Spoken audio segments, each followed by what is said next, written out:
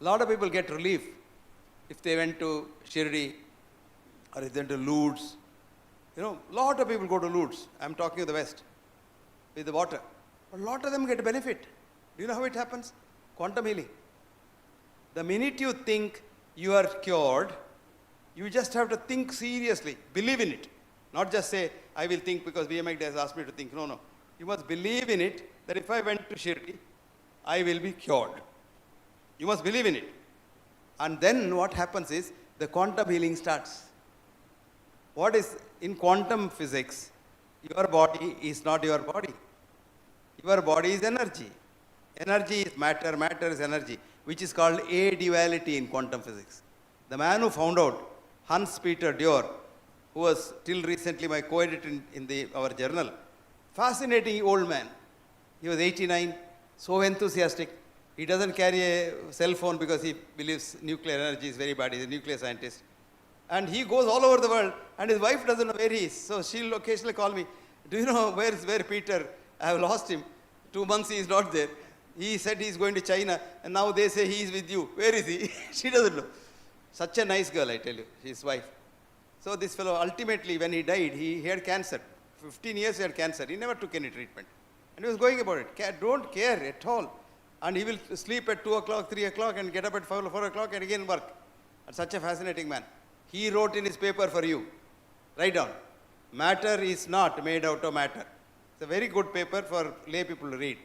You will understand quantum physics if you read this paper. Matter is not made out of matter. His name is Hans, H-A-N-S, Peter, P-E-T-E-R, Dürr, D-U-R-R. I quote what he wrote. I am a nuclear physicist. My job is to look at matter at its subtlest level, subtlest level, subtlest level. I have trained for my PhD with Edward Teller, the father of the hydrogen bomb. And when I found out he was doing hydrogen bomb, I left him and came back to Germany and joined Einstein and others in the Max Planck Institute. Ever since that time, that was in 1955, I have been a nuclear scientist looking at matter. And one fine day, I see there is no matter at all. Was I worried? No, I was expecting it, he says.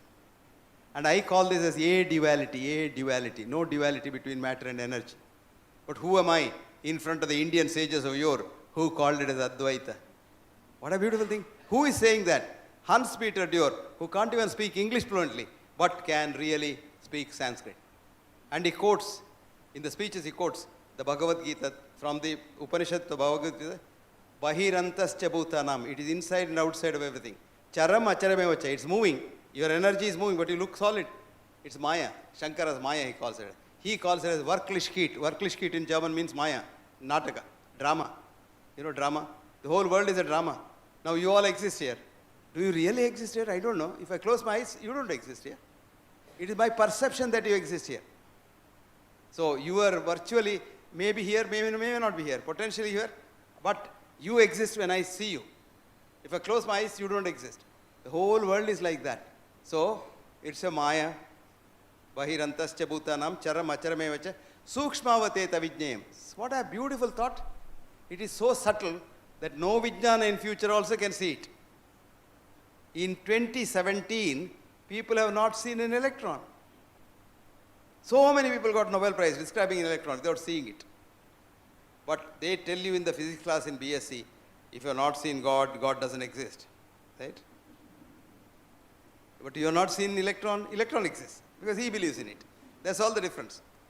See, so many people. One fellow, J.J. Thomson, in 1907, who was a Cavendish Institute director, said electrons are particles. Nobel Prize. 30 years later, his own son, George Thomson, said they are waves. Again, Nobel Prize. So everybody got Nobel Prize. Ultimately, the one boy who really did it was Werner Heisenberg. He said, uncertainty principle. You don't know what it is. You can't know where it is. What is where is what. And this boy says, I understood it after understanding Indian philosophy. Werner Heisenberg says, I understood my quantum physics. One of the top quantum physicists, Nobel laureate quantum physicist says, I understood quantum physics only after understanding Indian philosophy. Can you believe that? You and I don't, because we don't believe in Indian philosophy. We don't think India exists. We think only the British gave it to us. And because Even after independence for over 70 years, we had RNIs as our leaders. RNI, resident non-Indians. You don't know them. You know NRIs. No, but we have most RNIs here, resident non-Indians. They are not Indians. They live here with their mind in America or England or Europe. And we had those RNIs as our chief. So they condemned India for everything. Even today there are people who condemn India. They say, what is this rubbish? But these people say, Werner Heisenberg says, I understood quantum physics. Of course, Fritjof Capra has written a book for all of you, The Tao of Physics, where he says, I understood quantum physics when I was sleeping in the sands of, Konark, on the beach. When this hot sand, the vibration was going up, then I knew the dance of Shiva, that's the dance of the electrons. But Werner Heisenberg saying is something fantastic. And who is saying that? Again, Max Planck. Max Planck says, Indian philosophy is quantum physics. Whole quantum worldview is Indian. You can comprehend much more than what you can grasp. What is science, Western science, do you know? Fishnet hypothesis. Have you heard of fishnet hypothesis? Who has heard of fishnet? Who are BSc students here? MSc students here? Fishnet hypothesis. Sir Arthur Stanley Eddington, a Nobel laureate physicist in England. You know, madam? You know? You said you raised your hand. Dufatta? No. Ichthyologists means fish specialists, wanted to study fish. So went to the sea, caught fish, took their laboratories and used the vernier caliper, this, that, and measured the fish up and down, down below, produced evidence to say that all sea fish should be more than 2 inches in length. Why? Their net had that hole. So after 10 years, another group of ichthyologists went to the sea with a different net, with a smaller hole, that caught even half an inch fish. So they said all sea fish is half an inch. That's another hypothesis. This is called fish net hypothesis. So Western reductionist science is so reductionist, it doesn't know what's happening on the other side of the room. And that's called fish net hypothesis. It's a very important hypothesis in science. And Arthur Stanley Eddington is a big man. He got the Nobel Prize thanks to our friend, who is that? Einstein. He was Einstein's friend. Because Einstein's theories were all proved wrong by 16 experiments. But only this fellow said, no, I'm going to repeat that experiment.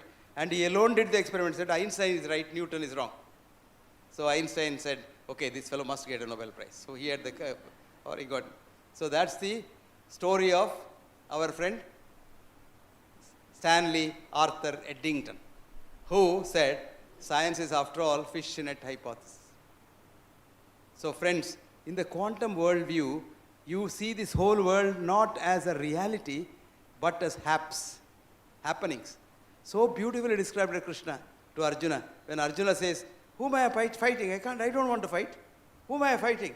My own brothers, my own cousins, my own uncles, my own teacher, my own guru. How can I kill them? So he puts the Gandiva down. What does Krishna tell him?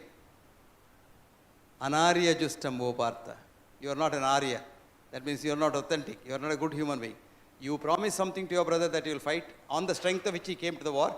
Now in the war field you say, I am not going to fight. So you are anarya justam o partha. Akirti param. You will not get kirti. You will not. Aswargiyam. You will never go to Swarga. So don't do that. You fail because you are not killing them. They are all dead. In quantum physics they are dead. You are only a nimitta matram. I am not joking. This is exactly what Hans Peter Dew says. Haps. Haps is happenings. They just happen. Time doesn't move. You know, it's 6 o'clock, 5 o'clock, all this is our conception. The movements happen. At 5 o'clock, we were in the Ferguson Road. At 6 o'clock, I am inside this hall. That's how time has changed. But time is the same. My grandmother's time also, the same time happened. Same thing happened. But we think time is moving. Then, of course, ordinary physics is right. Time and this and that, and then write books and stories, nice stories, you all read and pay money.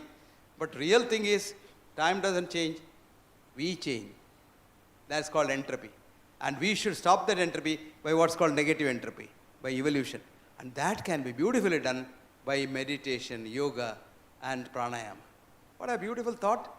Pranayama, movement of prana, the life energy. And I saw a beautiful book in one of the American schools of yoga. You know, there are about 43 schools. One school I happened to go for a lecture and saw a book written by the owner of the school. And she has written Usha Yoga. Usha is her name. So Usha Yoga. All kinds of yogas are there. Here also people have their names. And then she has written prana plus yama, pranayama. So I told her, don't bring yama into this. Change the book. Don't bring yama. Because of course, yama is all right for we doctors. You don't know that? Vaidhyarajo namastubhyam, Yamaraja sahodara. You are Yama's brother. It's a compliment. Because Yama is the only god who is very ethical. He kills the dog or the king the same way. Whereas all of us, king the separate death and dog is different death. No, Yama same. It's a compliment. But the next one is Yamastu harati pranan. Yama only takes life. Vaidhyo pranan dhananicha. You take life and money both. It is money that has spoiled science. Up until money came into this world, science was pure. Science had compassion. Science had some love. Science had an aim to try and understand this world. But after money came, science became money because money spoils everything. You didn't know that. You didn't know? Before money came into the world, this world was so happy that nobody had any disease. When money came, disease came.